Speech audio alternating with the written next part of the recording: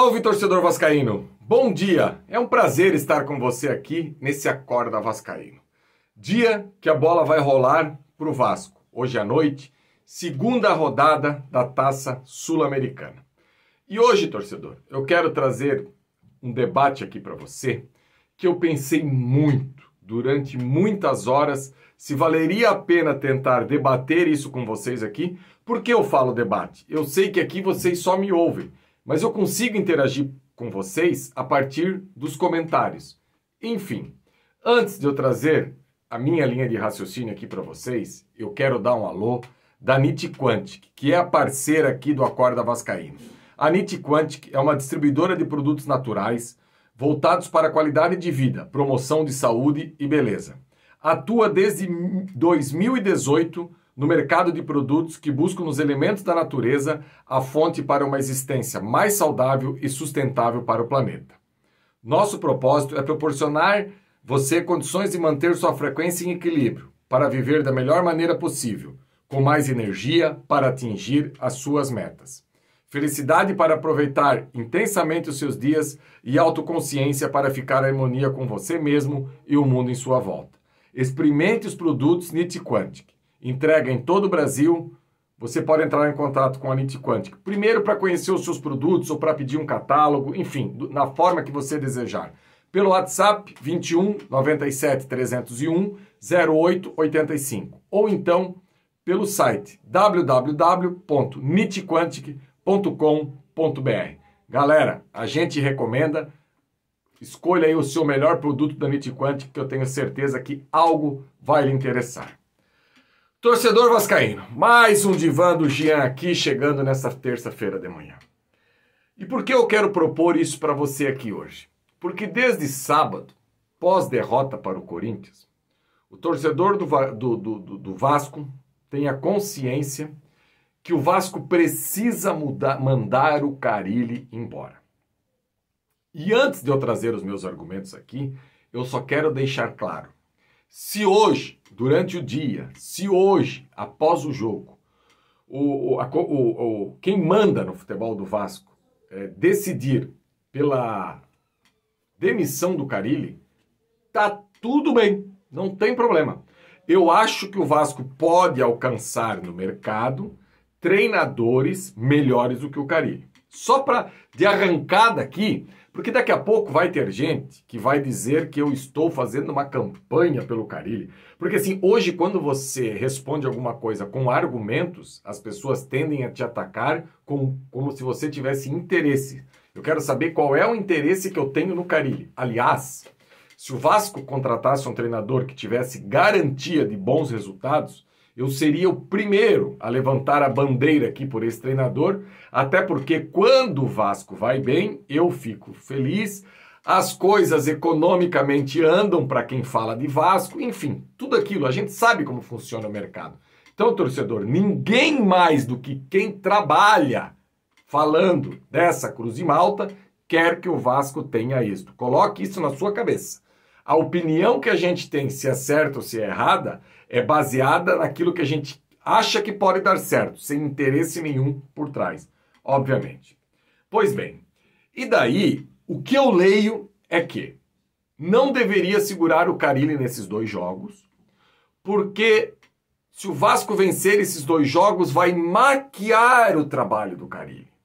Vai ser uma coisa porque o Vasco vai pegar agora 2 mamão com açúcar. 2 jogos que vai fazer 6 pontos assim, ó, sem andar. Sabe, os 6 pontos vai ser 4-0. É obrigação do Vasco ganhar o primeiro. E isso que eu tô falando para vocês aqui, torcedor, eu não estou sendo irônico. Porque todo mundo que me acompanha aqui participa de um grupo de Vasco e ouviu isso que eu tô falando. Não é a totalidade da torcida, não. Agora, uma boa parte já escreveu, já disse que é perder tempo mesmo o Vasco ganhando. Pois bem, eu fui dar uma estudada na equipe venezuelana. Aí eu olho a tabela do campeonato venezuelano. A equipe está a 4 pontos do Deportivo Táchira. Num universo de 10 jogos, 30 pontos, né? Então, o Deportivo Táchira jogou contra o rival semana passada e perdeu apenas de 1-0. Então, de um universo de 30 pontos do campeonato venezuelano, o Deportivo Táchira é o quinto, é o terceiro, e a equipe que o Vasco vai jogar é a quinta colocada, né? Então, assim, o Puerto Cabello, perdão se a pronúncia não for essa, é o quinto colocado. Um é terceiro, o outro é quinto, né? Aí eu já comecei a ficar meio assim. Aí eu fui dar uma olhada no time dos caras. Os caras têm 8 jogadores africanos com força, resistência e tudo mais. Ou seja, tudo aquilo que a equipe do Vasco não tem. São jogadores fortes fisicamente, que imprimem um bom ritmo, imprimem uma boa velocidade. Essa equipe empatou com o Lanús há menos de uma semana. Aí eu pego e vou dar uma olhada como está o Lanús no Campeonato Argentino. Realmente, o Lanús no Campeonato Argentino também está no meio da tabela. Está na zona de classificação, à frente do Talleres e do Vélez Sarsfield. Por exemplo, o Talleres que joga a Libertadores da América e o Vélez que é uma equipe muito tradicional no futebol argentino. Então, eu não consigo entender onde é que a conta fecha que essa equipe venezuelana é uma equipe tão ruim que o Vasco vai atropelar. E daí, assim, mais um contraponto. Se o Carille é ruim, o nosso elenco é ruim, o trabalho é ruim, é tudo ruim, como é que a gente vai ganhar desses caras, né? Jean, tu tá normalizando não ter um bom resultado contra uma equipe venezuelana? Não, não é isso. O que eu quero deixar claro, e estou trazendo argumentos, fatos, que as equipes venezuelanas, nos últimos anos, elas melhoraram e muito. Se a gente for olhar as eliminatórias, tudo bem que a maioria dos jogadores venezuelanos jogam no exterior, mas a Venezuela hoje, na eliminatória, por exemplo, ela está na frente do Chile, ela está na frente da Bolívia, né? Ela está na frente do Peru.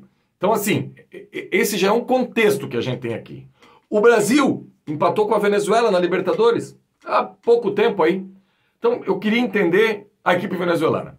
Mas se você ainda acha que a equipe venezuelana é uma equipe semi-amadora, uma equipe ruim, que o Vasco tem obrigação, e que se ganhar não vai ter méritos, tudo bem, aperta minha mão aqui no vídeo. Apertou a mão, tá bom. Não falo mais da equipe venezuelana. Então vamos passar para a equipe do Sport.